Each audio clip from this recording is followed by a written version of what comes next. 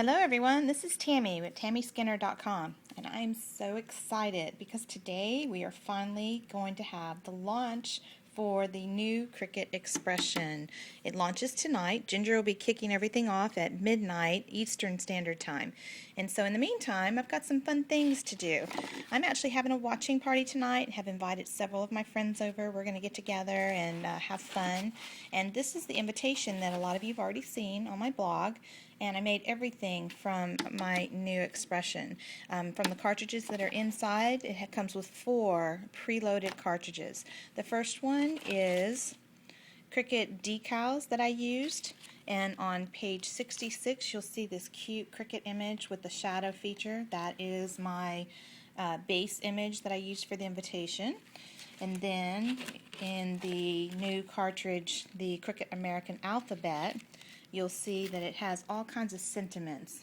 I love them, and I used the You're Invited from page 67, but there's all kinds of different ones. It was kind of hard to decide which one I wanted to do, like, oh, happy day, I love that one.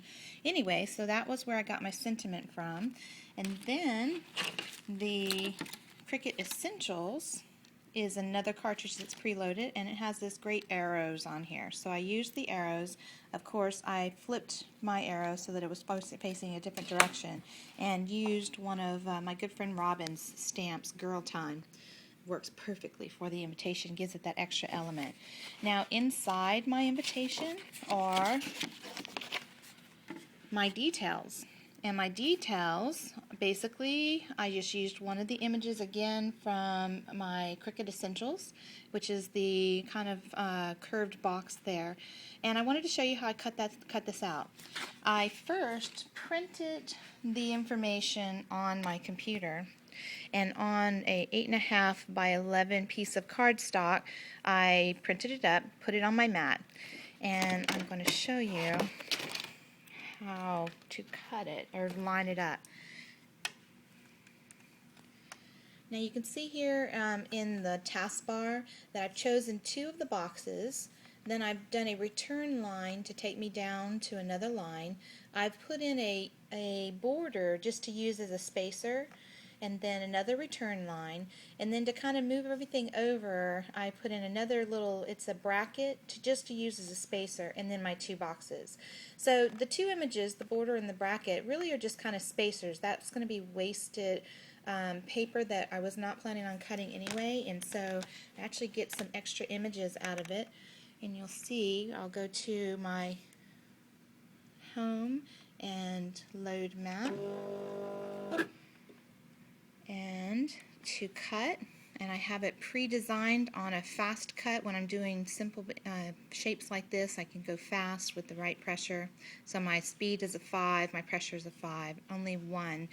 You'll see here when it lines up on the mat how I have it started. There's my base images, to cut out my invitation information. There's my border and that bracket to use the spacers. I'm simply going to hit cut now, and you'll see what it does. It goes pretty quick. And the reason I did it this way instead of using center point, which I'll show you center point in a little bit, is with the center point feature you're doing each one at a time. And since I printed my invitation details 4 to a sheet, it's just better to build a template like this. Now, one thing to remember, this template cannot be saved in the Expression2 like you can in your Gypsy. So, because you can use your Gypsy now, you can pre-design it if you have a Gypsy and save it that way. But if you have multiple sheets to cut, it does not delete it. So see, I'm going to go ahead and unload, and the images are still there. So even though I just cut it, it's still there, and all I have to do is load my next mat and I can cut it again. So once you build your template, however you're going to do it, you can pre-cut, or you can cut and cut and cut again, as long as you don't turn your machine off, because it won't save for you, okay? So anyway, that's your Cricut Expression 2 tip for today, and I hope you liked my invitation, and I hope you'll join us for tonight. I'm going to be posting giveaways and winners all day long, so lots of fun. Bye.